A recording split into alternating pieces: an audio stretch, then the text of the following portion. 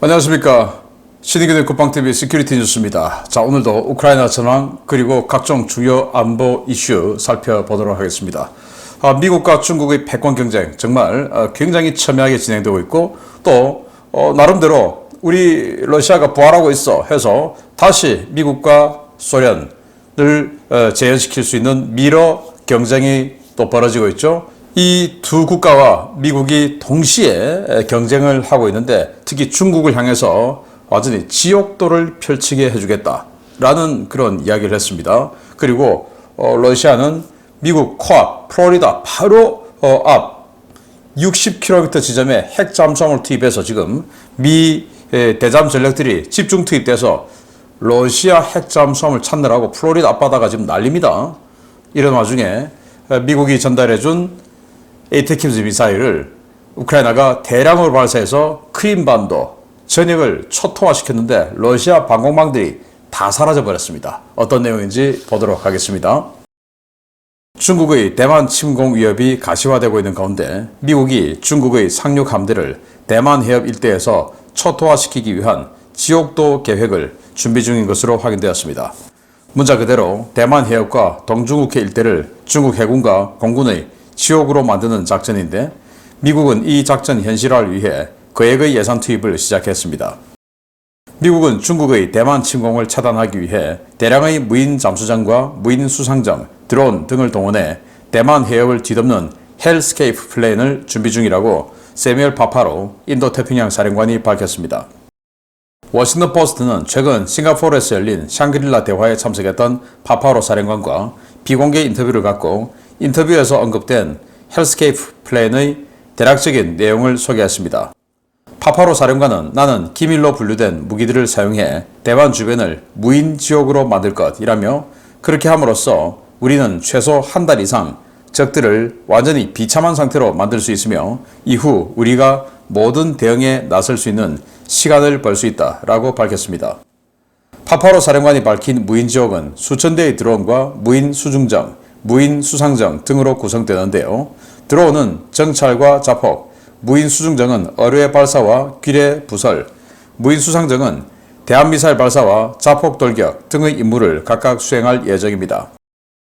이를 위해 미 국방부는 레플리카 프로그램에 10억 달러를 투입해 대량의 드론을 준비 중이고 미 해군은 2개의 무인 수상 전대를 창설하는 것 외에도 프라임으로 명명된 대규모 자폭 수상정 부대를 준비하고 있습니다.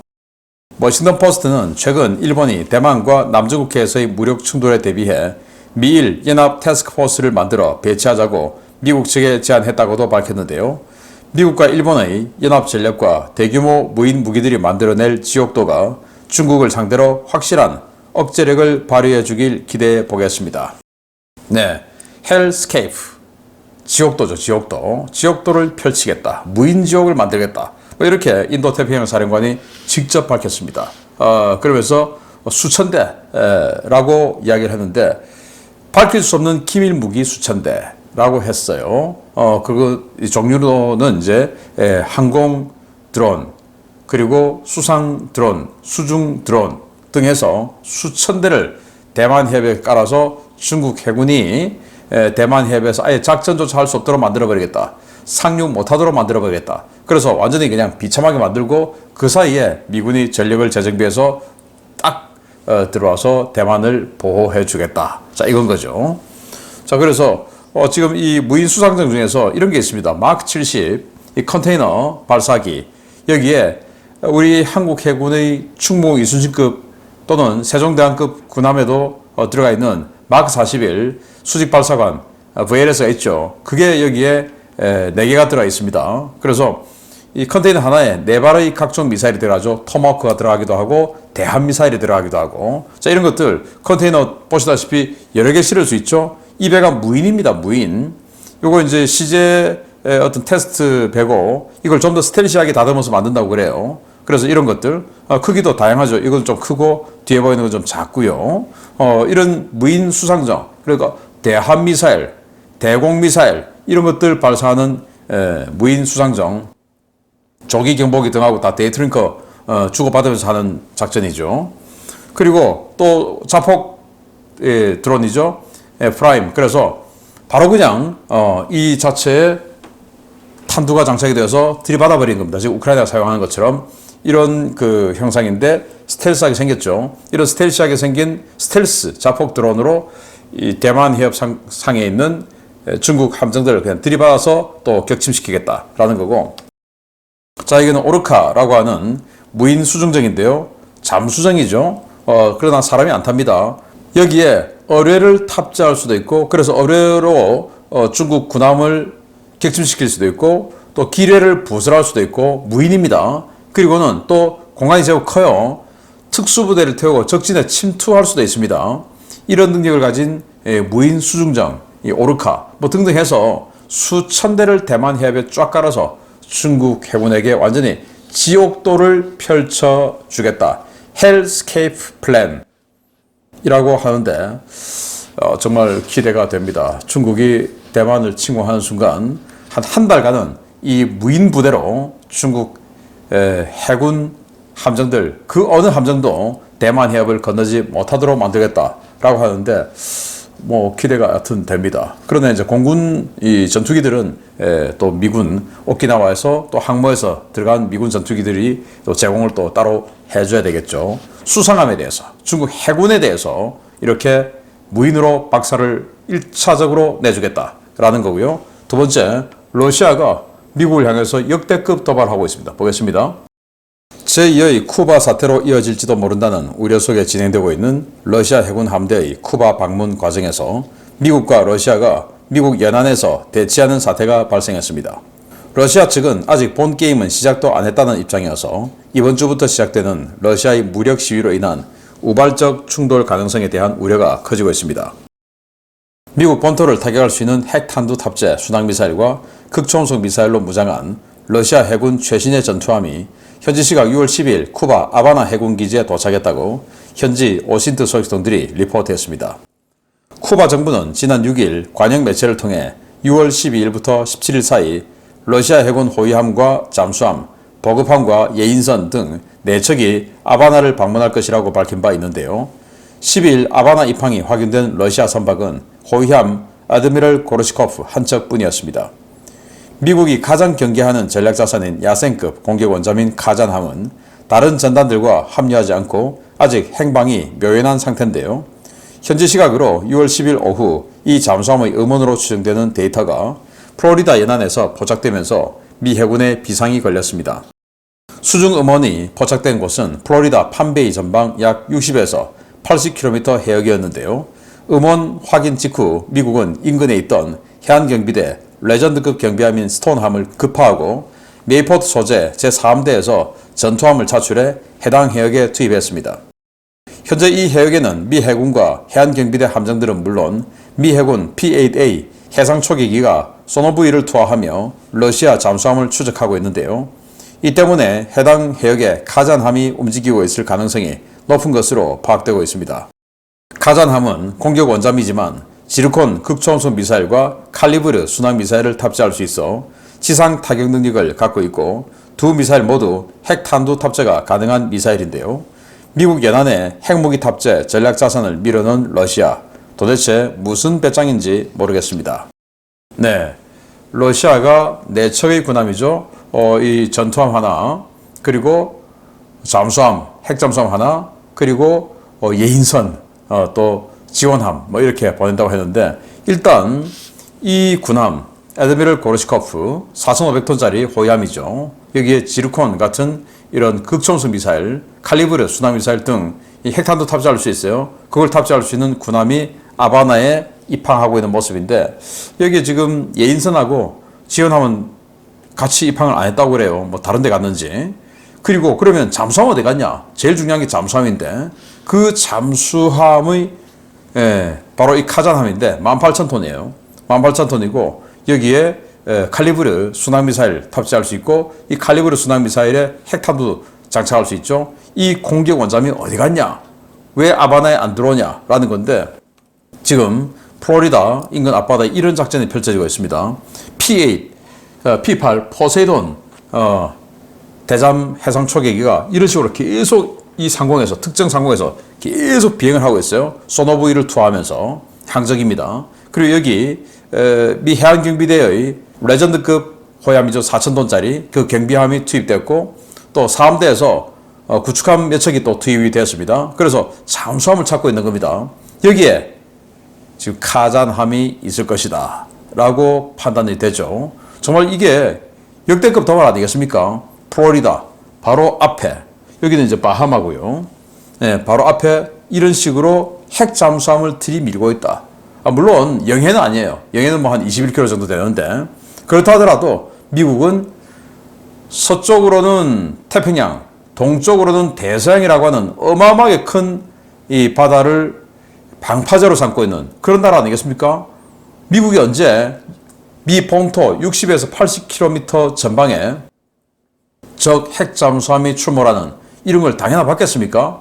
그래서 완전히 비상 상황이 걸려 있고, 이로써 미국과 러시아의 감정이 더욱더 극대화되고 있는데, 러시아가 미국에 분노를 할 만한 이유가 또 있습니다. 완전히 크림반도가 초토화됐습니다. 최근 미사일과 전투기, 드론을 이용한 장거리 타격 작전을 확대하고 있는 우크라이나가 어젯밤 수십 기의 에이테킴스를 발사해 크림반도 전역을 강타했습니다. 러시아가 확인한 미사일 숫자만 12기인데 크림반도 여러 곳의 전략기지와 방공부대들이 그야말로 초토화된 것으로 보고되고 있습니다. 우크라이나가 미국이 공급한 에이테킴스 전술 탄도미사일을 이용해 크림반도 전역의 주요 군사시설을 공격했으며, 러시아군은 이 공격을 방어하지 못했다고 러시아 최대 친크렘린 밀블로거인 라이바가 현지 시각 6월 10일 밝혔습니다. 라이바는 러시아군 관계자를 인용해 러시아군 방공 시스템에 확인된 미사일 숫자만 최소 12기라며, 우크라이나군은 미콜라이오 지역에서 대량으로 미사일을 발사해 크림반도 전역을 강타했다라고 밝혔습니다.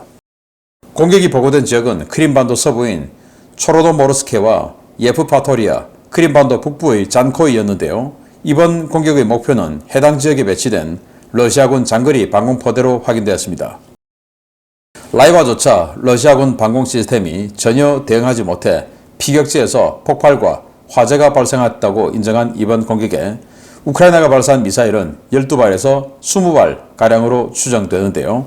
전례 없는 대규모 공격에 크림반도의 러시아 고고도 방공망은 완전히 와해되었습니다. 윈드 오브 크리미아와 파르티잔 아테시, 러시아 밀 블로거들이 보고한 첩보들을 종합해보면 초로노모르스크에서 S-300 방공 시스템의 포대 통제소와 발사기 여러 대가 파괴되었고, 예프파토리아에서는 S-400 포대의 레이더 2기와 발사기 1기가 파괴되었습니다. 장코이에서 역시 S-400의 사격 통제 레이더와 장거리 대공 수색 레이더가 파괴된 것으로 알려졌습니다. 우크라이나의 이번 공격으로 크림반도는 일부 적어도 방공 무기와 대공포를 제외하면 사실상 방공망이 존재하지 않는 지역이 되는데요. 이번 크림 방공망을 붕괴시킨 우크라이나군, 이제 어떤 무기로 크림반도의 러시아군을 두드릴지 주목됩니다. 네, 에이테킴스가 어마어마한 공격을 퍼부었다. 사실은 어제 저녁에 우크라이나 밀블로거들, 우크라이나 워싱턴 소식통들이 SNS에 마구마구 올렸어요. 야, 우리 군이 이 크림반도에 에이테킴스 어마어마하게 쐈어. 그래서 지금 여기 라이바는 그 방공 시스템 이 기지 3개만 이야기했는데, 우크라이나인들은 세바스토폴, 심페로폴 등 이 해군기지와 대도시까지도 공격했다, 이렇게 지금 주장을 하고 있어요. 그런데 라이바는, 여기는 이제 러시아 국방부에서 자료를 받아서 보도를 하는 밀블로거죠. 이 사람에 따르면 여기 초로노모르스케, 여기는 S-300, 그리고 예프파토리아 S-400, 장코이 S-400 세 군데의 방공기지가 파괴됐다는 거예요. 또 파괴된 면면들을 보면 사격 통제 레이더, 장거리 수색 레이더, 지휘 통제센터 등 발사기가 아니라 진짜 핵심 두뇌, 발사기는 주먹이죠. 그런데 레이더 같은 거는 이 뇌죠. 이런 걸 파괴됐기 때문에 발사기야 여기 파괴되면 다른 데서 좀 가져와서 꽂아서 쓰면 되는데, 레이더, 사격 통제 시스템 이런 것들이 파괴되면 이거는 재생산하지 않으면 쓸 수가 없는 거예요. 재생산이 하루 이틀 만에 되겠습니까? 안 되는 거죠. 재생산하는데 1년 넘게 걸리겠죠. 그러니까 그냥 끝난 겁니다. 그래서 아마도 러시아의 중부, 동부, 극동지역 이런 데는 아마 지금 이 정도 파괴됐으면 방공무기 하나도 없다, 저는 그렇게 보는데, 왜냐? 없으니까 이 극동에 있는 거, 중부에 있는 거 다 끌고 와서 지금 여기 갖다 놔야 되겠죠. 그런데 그마저도 지금 에이테킴스로 인해서 이렇게 파괴되고, 자, 에이테킴스가 왜 이래가 많냐? 미국은 이 하이마스와 MLRS에 장착하는 탄도미사일로 에이테킴스를 그동안 오랫동안 써왔는데 이걸 중국과의 경쟁을 하기 위해서 사거리가 좀 더 긴 프리즘으로 교체를 합니다. 그러니까 프리즘으로 교체하니까 이 에이테킴스가 대량으로 도태가 되죠. 그래서 지금 다 가져오는 거예요. 또 이렇게 지대공 미사일 이 방공기지들이 있음에도 불구하고 허무하게 당하는 이유는 뭐냐? 레이더를 지금 못 켜게 만드는 거예요. 왜? 미국이 함, 대레이더 미사일을 우크라이나에 어마어마하게 지금 공유하고 있습니다. 그래서 미국은 이 구형 함들을 전부 퇴역시키고 신형 ARGM이라고 하는 신형 대레이더 미사일로 다 교체를 합니다. 그러니까 지금까지 있었던 함 대레이더 미사일은 전부 퇴역되니까 우크라이나 주는 거죠. 그래서 레이더만 켜면 미사일이 날아오니까 러시아가 지금 미사일도 못 켜고 방공망이 있어도 제대로 작전도 못 하고 있는 겁니다. 그러니 이렇게 에이테킴스를 사정없이 두들겨 맞은 거죠. 그래서 이 라이바는 12발을 맞았다라고 하는데 우크라이나 측 오신트들은 여기 있는 심페로폴 그리고 세바스토폴 여기도 때렸다. 뭐 이렇게 이야기를 하고 있는데 조금 더 봐야 되겠어요. 자, 그러면 이 라이바의 지도로 봤을 때 헤르손 남부, 이 헤르손 남부는 방공망 없는 겁니다. 무인지경이죠. 하늘 다 열려 있는 겁니다. 그런데 크림반도를 방어하는 이 방공기지들 다 파괴됐죠, 이제? 그러면 그 다음 공격은 뭐냐? 우크라이나 드론들이 마구마구 날아옵니다. 이제 이쪽으로. 날아와서, 왜? 방공망이 다 사라졌으니까 그냥 뭐 날아오는 거죠. 뭐 적어도 방공망에 좀 격추되면 어떻습니까? 드론인데. 그래서 앞으로는 이 드론 공격이 엄청나게 강화될 것이고, 그리고는 야전 방공까지도 때릴 것이고, 자, 그러면 야전 방공도 이제 없어졌다. 그리고 그 다음에 뭡니까? 전투기들이 날아오겠죠. 전투기들이 날아와서 여기 크림반도와 러시아 본토를 이어주는 케르치 대교, 그 다리를 폭격해버리겠죠. 그래서 지금 우크라이나 군이 쓰고 있던 기존 우크라이나 공군 전투기들, 수호-27, 미그-29, 이런 것들에도 미국제 장거리 활공 유도폭탄, 이런 것들 인테그레이션 해줬다고 하죠. 그래서 뭐 한 이 정도에서 쏘면, 방공 지금 없으니까 이 정도에서 쏘면 어떻게 되냐? SDB, GBU-39 SDB 250파운드짜리 그 관통 폭탄입니다. 장거리 활공 유도 폭탄인데 관통 능력이 있어요. 1.2m 관통합니다. 이런 것들 대량으로 쏴버리면 뭐 미그-29 한 대가 한 8발씩 장착하고 날아갈 수 있으니까 한 대만 가도 8발 케르치 대교에 쏴버리면 작아서 방공 레이더 눈에도 잘 안 보이고 하니까 케르치 대교 앞에 방공 또 S400 있어요. 그렇다 하더라도 잘 안 보이니까 워낙 작으니까 케르치 대교 1.2m 관통 능력이 있는 이 SDB에 의해서 전투기 발사 SDB에 의해서 박살 날 일만 남았다라는 겁니다. 그러면 이 크림반도 완전히 고립되겠죠. 자, 미국 그리고 나토가 또 유럽이 무기를 마구마구 밀어주기 시작하면서 이러한 변화가 전선에서 펼쳐지고 있다라는 거고, 이 러시아는 작년 10월부터 올 4월까지가 그냥 봄이었다. 그리고는 지금 완전히 우리 날씨는 오늘 폭염주의보가 내렸지만 러시아는 우크라이나의 러시아는 완전히 혹한의 겨울로 들어갔다라는 겁니다. 이 정도로 지금 무기가 지원되고 있으니까 러시아 좋은 시절 다 끝났습니다. 크림반도 앞으로 어떻게 될지 기대해 보겠습니다. 마치겠습니다. 감사합니다.